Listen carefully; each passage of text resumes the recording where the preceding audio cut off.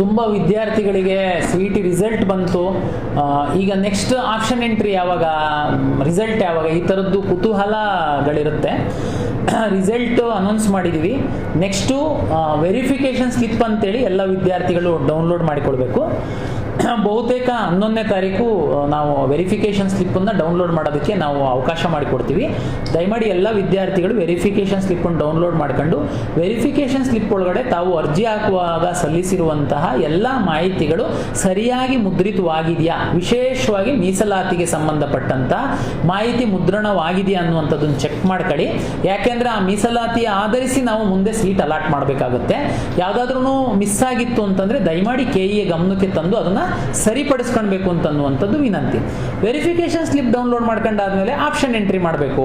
S, option entry ಅಂತಂದ್ರೆ ತಮಗೆ ಗೊತ್ತಿದೆ, ಇಂಜಿನಿಯರಿಂಗ್ ಕಾಲೇಜಿಂದು ಸೀಟ್ ಮ್ಯಾಟ್ರಿಕ್ಸ್ ಬರಬೇಕು, veterinary agriculture science seat matrix, nursing seat matrix. ಏನು ಸರ್ ಇದು ಸೀಟ್ ಮ್ಯಾಟ್ರಿಕ್ಸ್?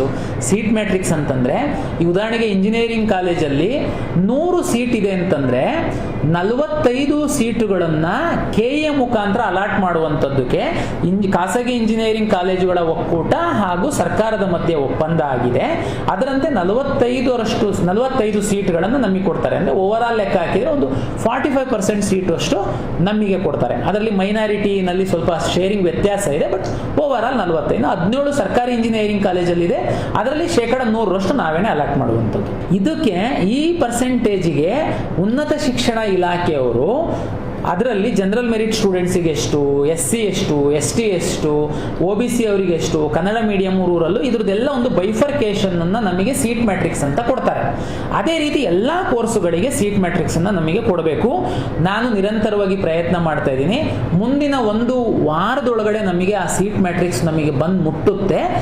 ನಾನು ಮುಂದಿನ ವಾರದಲ್ಲಿ ಆಪ್ಷನ್ ಎಂಟ್ರಿ ಓಪನ್ ಮಾಡುವಂಥದ್ದಕ್ಕೆ ಎಲ್ಲ ಸಿದ್ಧತೆಗಳನ್ನು ನಾನು ಮಾಡಿಕೊಂಡಿದ್ದೀನಿ.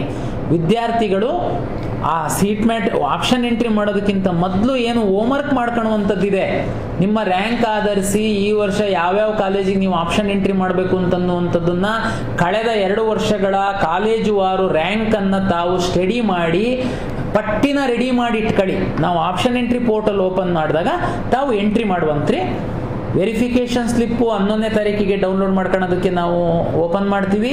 ಮುಂದಿನ ವಾರದಲ್ಲಿ ಆಪ್ಷನ್ ಎಂಟ್ರಿ ಪೋರ್ಟಲ್ ಅನ್ನ ಓಪನ್ ಮಾಡ್ತೀವಿ.